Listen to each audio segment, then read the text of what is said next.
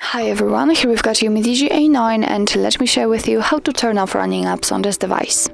So firstly we have to open the recents and you can do it using the square icon, so let's tap on it.